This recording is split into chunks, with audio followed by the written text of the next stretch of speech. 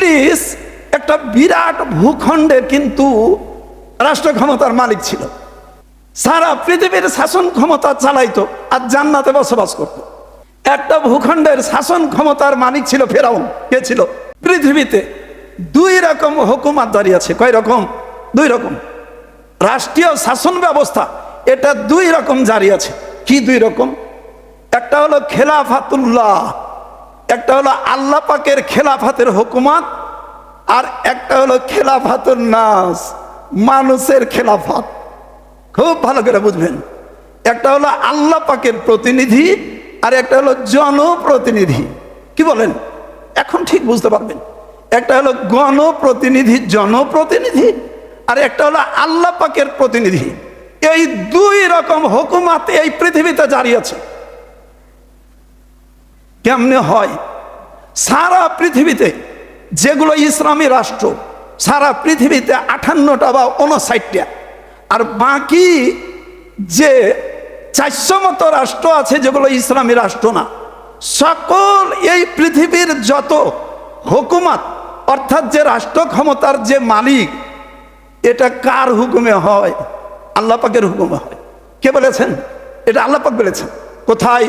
সূরাত আলে ইমরানে আল্লাহ পাক বলছেন, কুল, হে রাসূল আপনি বলে দিন, আল্লাহুম্মা, হে আল্লাহ, মালিকাল মুলকে, সমস্ত রাজত্বের একমাত্র তুমি মালিক, তুতিল মুলকা মান তাশা, তুমি যাকে চাও তাকে রাজত্ব দিয়ে থাকো, ও তানজিউল মুলকা মিম্মান তাশা, আর যাকে চাও তার নিকট থেকে রাজত্ব ছিনায় নাও, ও তুইজ্জু মান তাশা, আর যাকে চাও তুমি সম্মানিত করো, ও তুজিল্লু মান তাশা, আর যাকে চাও তুমি অপমানিত করে থাকো। বিয়াদিকাল খায়ের, সমস্ত কল্যাণ তো তোমারই কুদরতে হাতে রয়েছে। কি বলেন? এখানে কি লেখা আছে যে ইসলামী রাষ্ট্র বা অন ইসলামী রাষ্ট্র? লেখা নাই।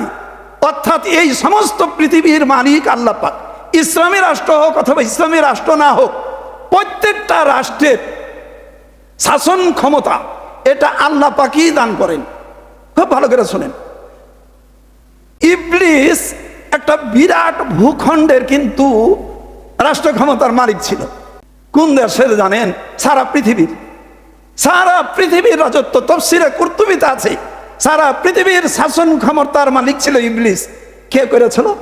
আল্লাহ পাক। ইবলিসকে কে শাসন ক্ষমতা দিয়েছিলেন? আল্লাহ পাক। সারা পৃথিবীর শাসন ক্ষমতা চালাইতো আর জান্নাতে বসবাস করত। একটা ভূখণ্ডের শাসন ক্ষমতার মালিক ছিল ফেরাউন। কে ছিল? ফেরাউন। কে তাকে শাসন ক্ষমতায় বানিয়েছিল? আল্লাহ পাক। আল্লাহ পাক বানিয়েছিল। নমরুদ একটা সুনির্দিষ্ট ভূখণ্ডের শাসন ক্ষমতা ছিল। কে তাকে শাসন ক্ষমতার মালিক বানিয়েছিল? আল্লাহ পাক। কি বলেন? ভালো করে বুঝেন। আল্লাহ পাক বানিয়েছিল। এইবার আল্লাহ রাসূল সাল্লাল্লাহু আলাইহি ওয়াসাল্লাম মদিনা শাসনকর্তা ছিলেন। কে বানিয়েছিলেন? আল্লাহ পাক। হযরত আবু বকর সিদ্দিক রাদিয়াল্লাহু তাআলা আনহু, তিনি যে আল্লাহ রাসূলের খলিফা হিসেবে শাসনকর্তার মালিক ছিলেন, কে বানিয়েছিলেন? আল্লাহ পাক। এমনি ভাবে কিয়ামত পর্যন্ত আমাদের বাংলাদেশ হওয়ার পর যে সমস্ত রাষ্ট্রনায়ক যারা রাষ্ট্র ক্ষমতায় ছিলেন, ভবিষ্যতে যারা রাষ্ট্র ক্ষমতায় আসবেন, তাদেরকে মালিক কে বানিয়েছেন আর কে বানাবেন? আল্লাহ পাক। কইতে ডর ভয় লাগে নাকি? আল্লাহ পাক বানান।